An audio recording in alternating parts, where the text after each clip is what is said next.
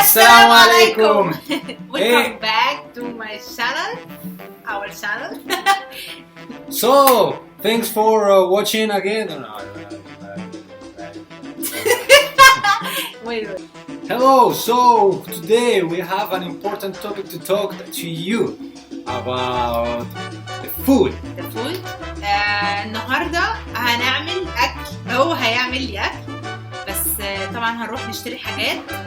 لازم نروح كارفور او مترو، الاماكن اللي هي بيبقى فيها حاجات كتير قوي مش مصريه دي. لان هو مش بيلاقي الحاجات اللي هو عايزها في السوق العادي، اللي هو مثلا في الشارع جنب البيت. الحتت دي مش بيلاقي فيها الاكل اللي هو عايزه، فاحنا هنروح مترو او كارفور نشتري الحاجات اللي هو عايزها وهيحتاجها النهارده عشان هيطبخ لي، وهنرجع لكم تاني. So, see you in the field. We're going to buy these things, the ingredients for this secret recipe. She doesn't know what I'm going to do, and we will be back. No, انت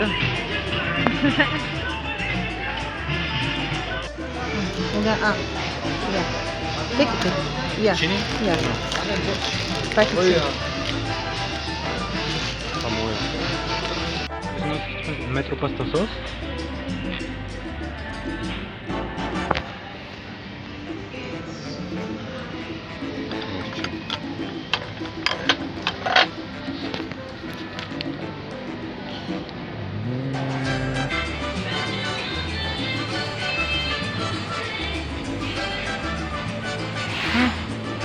We're gonna choose.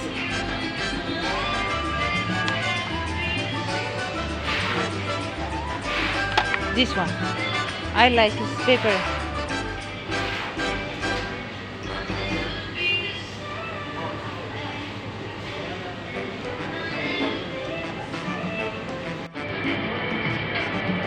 Something from him. No. Not like the pizza.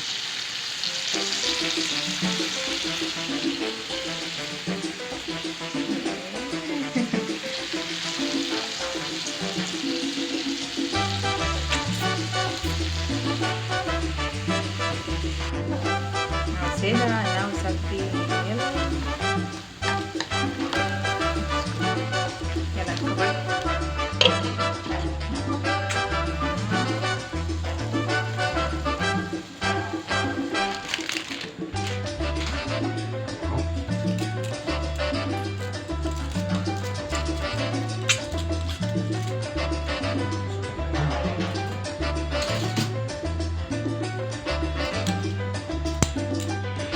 أنا طبعا مسيتي نفسي كنت باكل الذرة دي لحد ما هو خلص. Important thing, Mrs. Marwa, what do you think about to cook for one foreigner man? Is hard or easy?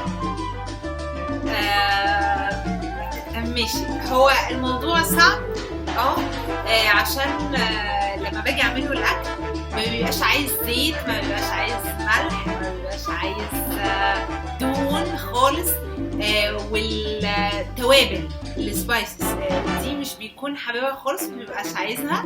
فبضطر ان انا اعمل مثلا لو رز بيبقى رز ساده مثلا ما فيهوش زيت، لو الاكل بيبقى معظم الوقت جريل ما بيبقاش عليه كتير توابل، ما بيبقاش عليه كتير دهون، فبيكون بالنسبه لي صعب لان احنا متعودين كمصريين نعمل اكل وطبيخ وطبعا الحاجات دي انا ما بعملهاش خالص. بيبقى الاكل نضيف قوي من الملح، من السبايسي، من الحاجات الحراقه، من التوابل كده، بيبقى صعب شويه، صعب يعني. بحاول اتخلى عن كل المبادئ بالنسبه للمصريين. Great. بعمل له اكل مصري، يعني مثلا شكشوكه، بعمل له مثلا بياكل محشي شويه حاجات، مش كله بس طبعا قليل دهون، مش كتير دهون، مش كتير ملح، مش كتير ملح. بعمل له شويه اكل مصري بس طبعا بعيدا عن الطبيخ، بعيدا عن المحليات، بعيدا عن الحاجات دي. I like it. I mean, there's a lot of things that I like. There's a lot of things that I cannot. ما بيحبش الملوخية والبامية، تاني من ساعة ما اتجوزت ما بعملهاش. بامية أكرة.